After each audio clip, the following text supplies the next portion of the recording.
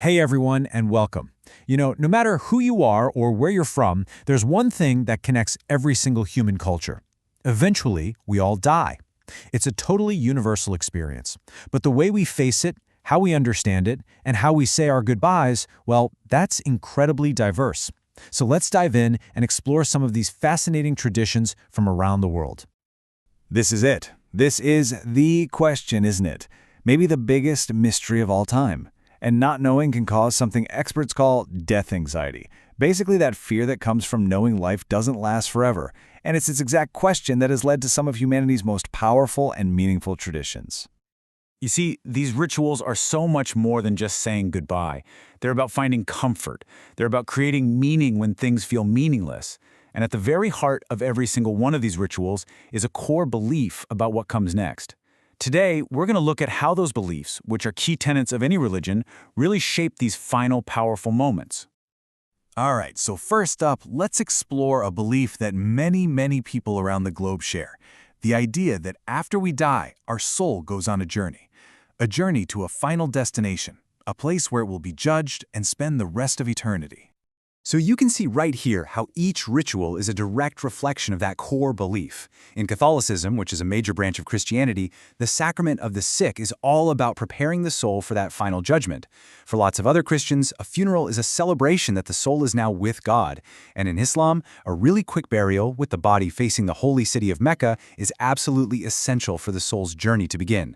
These aren't just traditions, they are seen as crucial steps to help the soul on its way. What's really interesting here is a common thread you see across these faiths, this deep respect for the physical body. Early Christians believed the body had to be preserved for the final resurrection.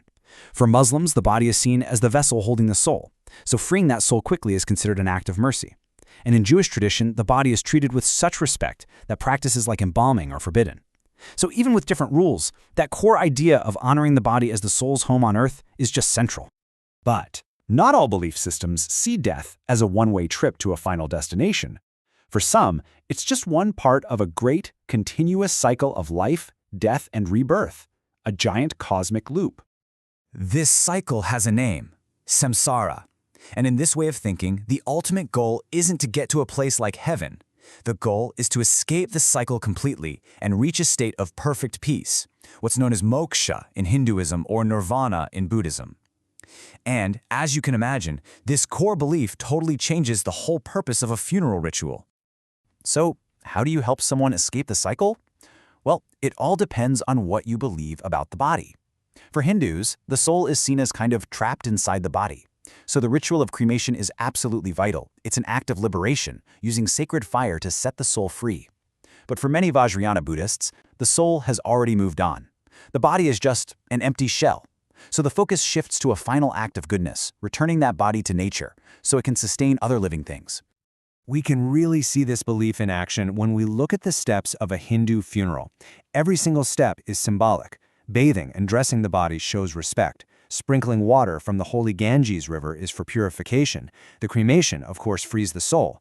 And then scattering the ashes in a sacred river returns those physical elements back to the great cycle of nature.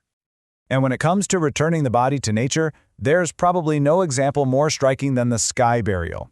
It's practiced by some Buddhists in the really high mountainous parts of Tibet and Mongolia. The belief here is pretty profound.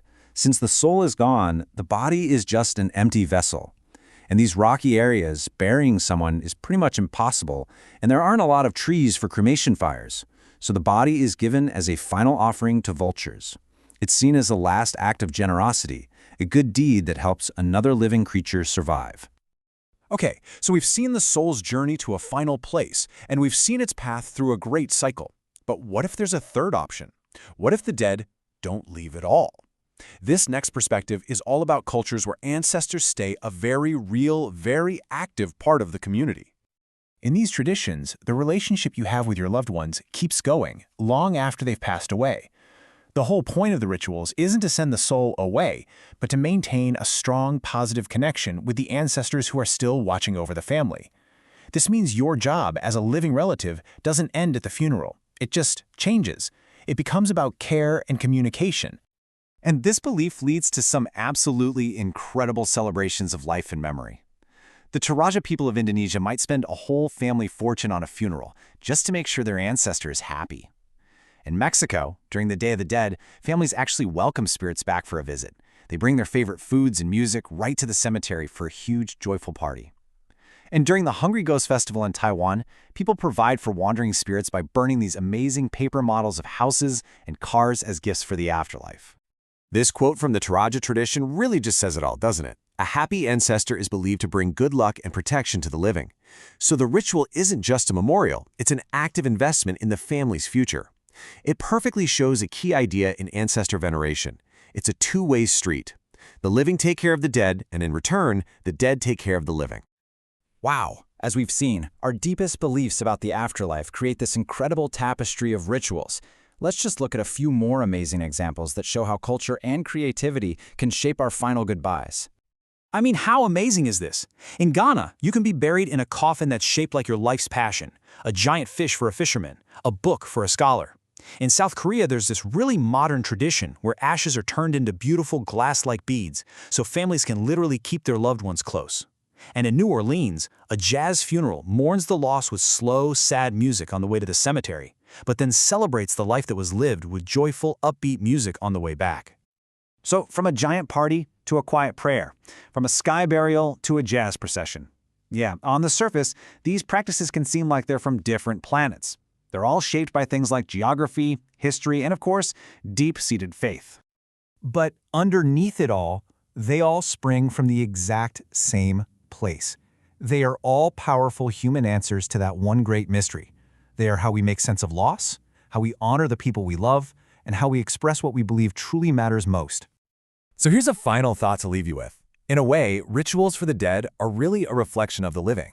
Whether it's family or faith or generosity or just celebrating individuality, the way a culture says goodbye tells us so much about what they cherish most in life. Thanks for joining me.